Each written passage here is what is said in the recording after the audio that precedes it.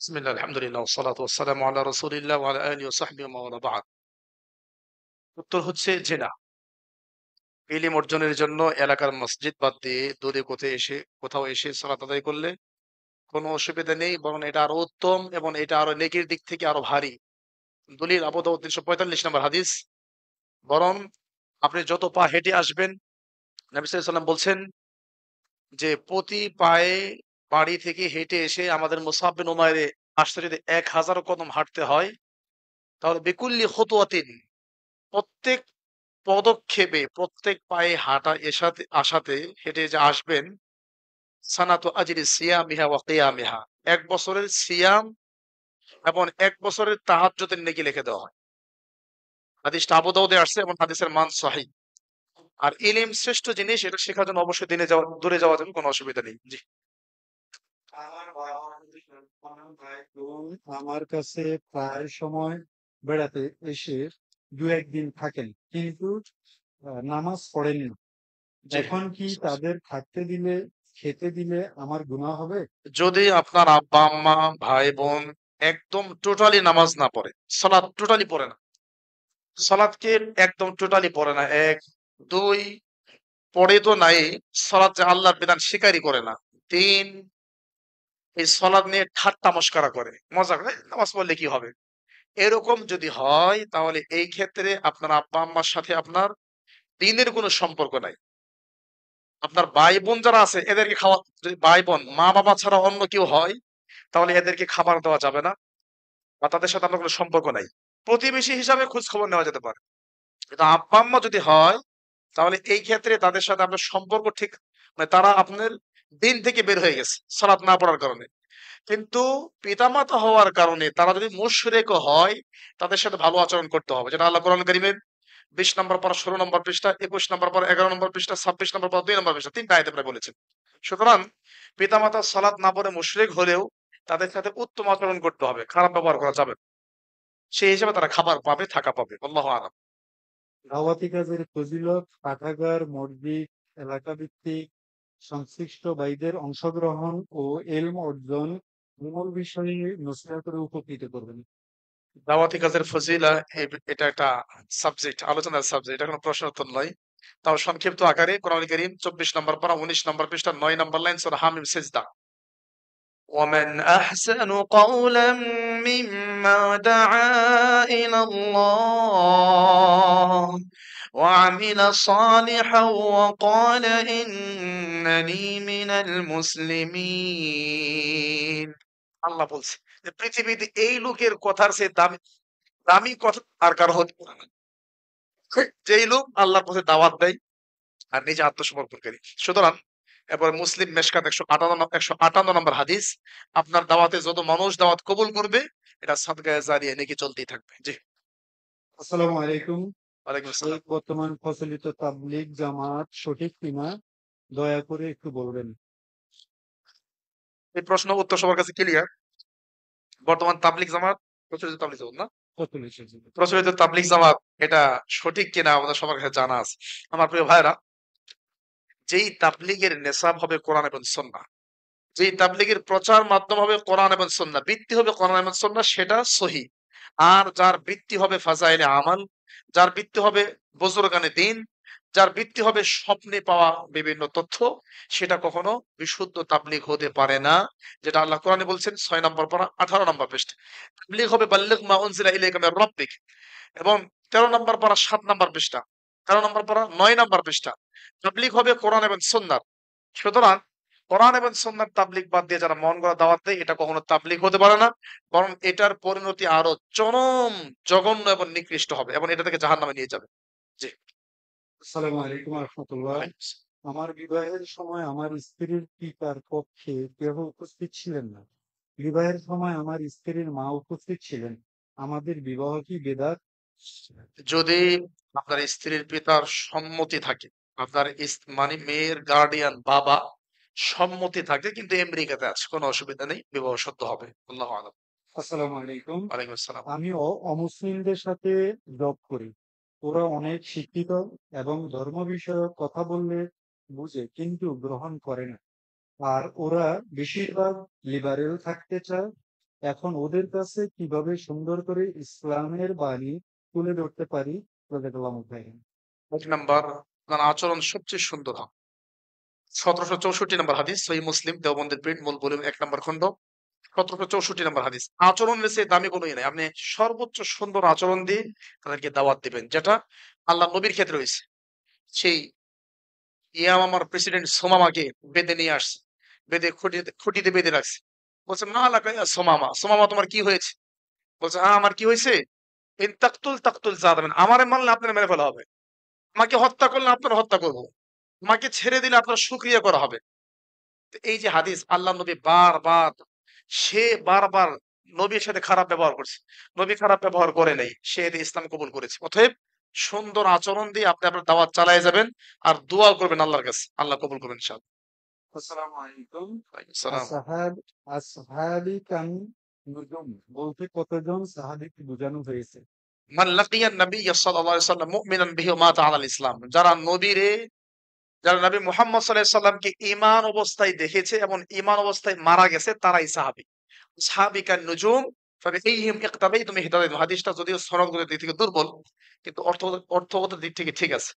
যারাই নবীর সাহাবী তাদেরকে ফলো করতে হবে। সুতরাং নবীর সাহাবী কারা? যারা নবী মুহাম্মদ সাল্লাল্লাহু আলাইহি সাল্লামকে ঈমান অবস্থায় দেখেছে এবং ঈমান অবস্থায় পৃথিবী থেকে বিদায় নিয়েছে। জি। সর্বশেষ প্রশ্ন, জয়ীফ হাদিস কাকে বলে? জয়ীফ হাদিস বলা হয় হাদিস সহিহ হওয়ার জন্য ৫টা শর্ত লাগে।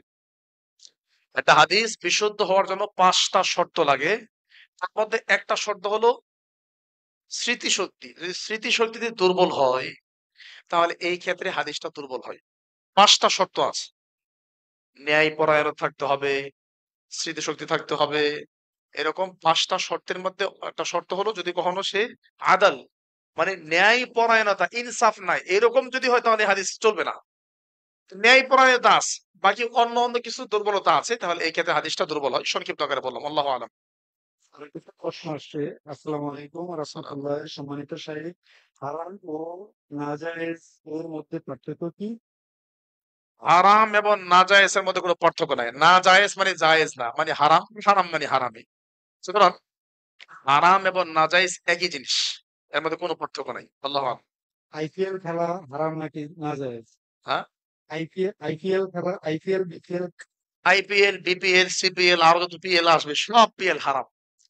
খেলাধুলায় মুসলিম কখনো সময় নষ্ট করতে পারে না, কখনো পারে না। কারণ আল্লাহ তিরমিজির হাদিস, যে কিয়ামতের দিন বান্দা সামনে এগোতে পারবে না যতক্ষণ পর্যন্ত 4টা হিসাব না দিবে। তার মধ্যে আন উমরিহি ফিমা আফনা, তুমি তোমার জীবনটা কোথায় কাটিয়েছো। IPL, BPL, Neymar, Messi, football খেলা ইত্যাদি খেলা দেখে আপনি সময়টা নষ্ট করতেছেন, অবশ্যই এটা সময় নষ্ট, অপচয় এবং এটা হারাম কাজ। আপনারাও সারাদিন এত পরিশ্রম করেন, অনেক সফর করেন, তবুও আপনাদের ক্লান্ত দেখায় না। অলওয়েজ স্ট্রং, অ্যাক্টিভ থাকেন। জাযাকাল্লাহু খাইরান। কে বলছে আমার এর এই থেকে সাইড প্রচন্ড ব্যথা করতেছে? সেই 26শে অক্টোবর থেকে শুরু হয়েছে, 26শে অক্টোবর, আলহামদুলিল্লাহ, নভেম্বর গেল, ডিসেম্বর গেল, জানুয়ারি গেল, ফেব্রুয়ারি আছে কয় তারিখ, 14 তারিখ, এই মাস পুরো প্রোগ্রাম। এরপর আমাদের দেশে আলহামদুলিল্লাহ যারা সালাফি বিদ্বানরা আছেন, তারা দেখা যায় শুধু দায়ী, মানে মাঠে দাওয়াতি কাজ করে, দিনের বেলা ঘুমাচ্ছে, কিন্তু আল্লাহর অশেষ দয়ায় বেঁচে আছে। সারা বাংলাদেশের বিভিন্ন জায়গায় প্রোগ্রাম করে, আবার যে কোনো মূল্যে ঢাকা ঢুকতে হবে। সকাল 7টায় অফিসে ঢুকতে হয়, ফিঙ্গার দিতে হয়। 7টা 15-এ আমার ক্লাস, এবং প্রথম ক্লাসটাই দাওরায়ে হাদিস, প্রথম ক্লাসটাই তাফসীর ইবনে কাসির পড়াই। এভাবে 6টা ঘন্টা পড়াতে হবে। 12টা 20-এ ক্লাস শেষ হবে, আমার ব্যাগ নিয়ে বের হয়ে যাই। ঘুম, রেস্ট কতটুকু গাড়ির মধ্যে হয়, পার্সোনাল কোনো গাড়ি নাই। আল্লাহর অশেষ দয়ায় বেঁচে আছে। ডাক্তারে বললাম যে আমার যে অসুস্থ লাগে, কিছু মেডিসিন দেন। কোনো মেডিসিন নাই, একটাই, রেস্ট থাকতে হবে, রেস্টে। এটাই মেডিসিন, রেস্ট। রাতের বেলা প্রোগ্রাম করছি যমুনা সেতুর ওখানে। কালকে আপনারা জানেন যে শবে বরাতকে কেন্দ্র করে সারা ঢাকা শহর কি যে বিশেষ বিশাল ঈদের দিন। কোনো গাড়ি নাই, প্রাইভেট কার পাই নাই, কিছু পাই নাই। শেষে একটা হানিফ গাড়ি, 100 টাকা ভাড়া, 500 টাকা, তারপরে দাঁড়ায় যেতে হবে।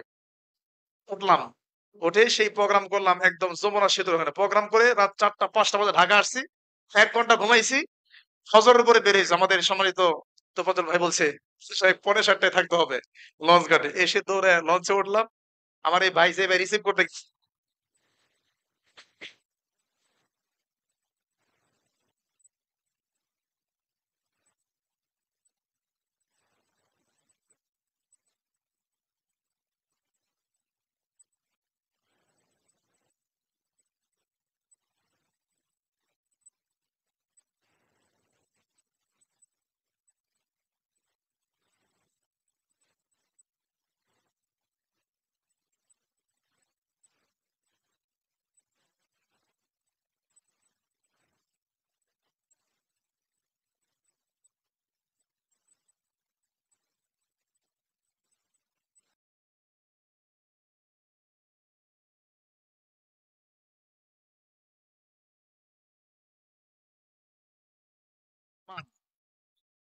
সহিহ বুখারীতে আছে যে এমন একটা সময় আসবে ফিতনা এত বাড়বে, আপনি ফিতনায় যান নাই, রাস্তা দিয়ে হেঁটে যাচ্ছেন, ওয়ামাই ইউশরিফ লাহা তাস্তাশরিফু, আপনি শুধু তাকায় দেখছেন, এ তো আপনার নামে মামলা হয়ে যাবে। কিচ্ছু করেন না, খালি তাকায় দেখছেন, কি হয়েছে, মামলা হয়ে গেছে। তো আমার প্রিয় ভাইয়েরা, এটার নাম হলো ফিতনা, অশ্লীলতা। অতএব বিশেষ করে জেনাকে বলা হয়েছে, জেনা তারির কাছে যাওয়া যাবে না। কেন? দুইজনে জেনা করতেছে আর আপনি দেখতেছেন, আপনার ভিতরে জৈবন নাই আছে, তো আপনি কিন্তু করেন নাই, কাজ দিয়ে গেছেন অথবা দেখছেন, এতে কিন্তু আপনিও আক্রান্ত হয়ে গেছেন। রাতের বেলা যখন শুইবেন, চেহারায় ভাসবে, শয়তান দেখাবে। সুতরাং এই জন্য বলছে যে জেনা তো দূরের কথা, জেনার দাঁড়ির কাছেও যেও না, দাঁড়ির কাছে গেলে তুমি সেখানে জেনায় পড়ে যাবে। জি, আল্লাহ। বেদাত করলে কোনো নেক আমল কবুল হবে না। এই হাদিসখানা কোন গ্রন্থে এটা আছে? সহিহ বুখারীর হাদিস, সহিহ বুখারীর হাদিস আপনারা পেয়ে যাবেন। সহিহ বুখারী, রাসূল সাল্লাল্লাহু আলাইহি ওয়াসাল্লাম বলছেন যে যারা এই বেদাত করবে, লা ইউকবালু মিনহু সারফুন ওয়ালা আদলুন, তাদের কোনো নফল ফরজ কোনো ইবাদত কবুল করা হবে না। এটা কোন বেদাত? মনে রাখবেন, এটা বেদাত ইতিকাদি, আকীদাগত বেদাত, যে বেদাত মানুষকে বেঈমান বানায় দেয়। আর যেই কাজে বেদাত করতেছে ওই আমলটা কবুল হবে না। অন্য যদি কোনো বিশুদ্ধ আমল থাকে সেটা আল্লাহ নিবেন। আল্লাহু আলাম। রমজানে একটা নফল আদায় করলে একটা ফরজের সওয়াব এবং একটা ফরজ আদায় করলে 70টা ফরজের সওয়াব পাওয়া এ কথা সঠিক এটা নয়, সঠিক এ কিনা? কথা সঠিক নয়। আল্লাহু আলাম। আসসালামু আলাইকুম। ওয়ালাইকুম আমার আসসালাম। বাবা এক খন্ড জমি বিক্রি করেছে, সেখানে আমার ফুফুদের জায়গা ছিল। তখন বিক্রি করেছে যখন বিক্রি করেছে তখন তাদেরকে বলেছে, বাবা বলেছে আমি তোমাদেরকে পরে ওই টাকা দিয়ে দেব। কিন্তু এখন তারা বর্তমান জায়গার দাম বেশি চাইতেছে সংক্ষেপ করে বলেন। বেশি চাইতেছে এই ব্যাপারে জুলুম হবে কিনা? জি, অবশ্যই জুলুম হবে। বরং যদি আগে শর্ত হয়ে থাকে, শর্ত যদি দুইজনেই ঐকমত হয়, যারা দিবে এবং যারা নেবে, তাহলে সেটাই নেওয়া উচিত। তবে এই বিলম্ব করার কারণে এক্ষেত্রে উনি গুনাহগার হবেন। যদি ইচ্ছা করে কিনা করেন, বিলম্ব করে। আমার স্ত্রী আমার অবাধ্য, তার বাবার বাড়ি চলে যায়। সেখান থেকে তার দূর সম্পর্কের মামার বাড়ি গিয়ে দিনের পর দিন থাকে, অবস্থান করে। তার বাবাকে বললে সে বলে, আপনি জানেন আমি কিছু জানি না। তো এই বিষয়ে নসিহতের উপকৃত করবেন। জি, আমার প্রিয় ভাই, আপনার স্ত্রী আপনার অবাধ্য কেন? আপনার কোনো সমস্যা আছে কিনা দেখতে হবে। পার্সোনাল কোনো সমস্যা আছে কিনা। যদি পার্সোনাল কোনো সমস্যা না থাকে, তাহলে আপনি স্বামীর মতো হন। মুস্তাদ আহমদ বিন হাম্বল, মেশকাত 61 নম্বর হাদিস। লা তারফা আনহু আসাকা আদাবাক, লাঠি ঘরের মধ্যে ঝুলবে, আদবের লাঠি। আপনি বেড়ার মতো থাকবেন, পুরুষের মতো থাকবেন। হয় জয় না হলে ক্ষয়। হয় বউ টিকবে, নয় বউ যাবে। কিন্তু তাইও সে মারা যায় না। নিজের দুর্বলতায় বউ মামার বাড়ি যাবে কেন? মামার বাড়ি যাবে কেন? বউ বন্ধুকে নিয়ে ঘুরবে কেন? বউ যদি ভালো করে থাকে তাহলে রাখবেন, আর না থাকলে বিদায় করে দেন। আল্লাহ যেটা বলছে 5 নাম্বার পারা 2 নাম্বার পৃষ্ঠা 13 নম্বর, ফাইযুহুন্না, ওয়াজ করো, ওয়াহজুরুহুন্না ফিল মাদায়, ওয়াজে যদি কাজ না হয়, নসিহা যদি কাজ না হয়, তাহলে বিছনা ত্যাগ করো। এতেও যদি কাজ না হয়, ওয়াদরিবুহুন্না, মারো, প্রহার করো। আবার মাইরা মেডিকেল পাঠাইয়েন না, মাইরের সিস্টেম আছে। রাসূল সাল্লাল্লাহু আলাইহি ওয়াসাল্লাম, ইযা কাতালা আহাদুকুম আখা ফালিয়াজতানিবিল ওয়াজহা, যখন কেউ কাউকে মারো চেহারায় মেরো না, চেহারায় মারা যাবে না। এবং নবী সাল্লাল্লাহু আলাইহি ওয়াসাল্লাম, ইযা তাইব, তুমি যা খাবে তাকে সেই মানের খাওয়াবে। অতাকসুহা ইযা ইকতাসাতা, তুমি যা পড়বে তাকে সেই মানের পড়াবে। ওয়ালা তাদরিবিল ওয়াজহা, তার চেহারায় মারবে না। তবে শিষ্টাচারের জন্য এখানে আঘাত করা চাই। আল্লাহু আলাম। জি। জি, আজকে শেষ করব। আমিও টাঙ্গাইল যাবো অনেক দূরে। এইজন্য খাতিরে জমা এই প্রশ্ন উত্তর দেওয়া হলো না। আমিও একটু লম্বা করেই দেই। ইনশাআল্লাহ বিইذনিল্লাহ এই সিজন ছাড়া অন্য সময় যদি জুমার খুতবার সুযোগে আসবো এবং আরো বেশি করে সময় দেব ইনশাআল্লাহ। সুবহানাকা আল্লাহুম্মা বিহামদিকা আশহাদু আল্লা ইলাহা ইল্লা আনতা আস্তাগফিরুকা ওয়া আতুবু ইলাইক। আপনাদের একটা ছোট্ট একটা দাওয়াত দেই। যারা ঢাকাতে আমাদের কলিজার টুকরা সন্তানদেরকে পড়াতে চান, এটা আধুনিক মানের মাদ্রাসা আমরা করেছি। একদম অত্যাধুনিক প্রতিষ্ঠান আলহামদুলিল্লাহ। একটা ৭ তলা বিল্ডিং, লিফট আছে। আমরা এসি লাগাই দেব। সবার জন্য আলাদা খাটের ব্যবস্থা আছে। আমার নিজের প্রতিষ্ঠান, আমি নিজেই দেখব। আমিও ক্লাস নিব এবং সেখানে ভালো মানের টিচার আছে। আপনারা চাইলে সেই প্রতিষ্ঠানে আপনার সন্তানকে যোগ্য দায়ী, কিভাবে বক্তব্য দিতে হবে, কিভাবে দায়ী হওয়া যায়, এটা আমরা হাতে কলমে শিখাবো ইনশাআল্লাহ।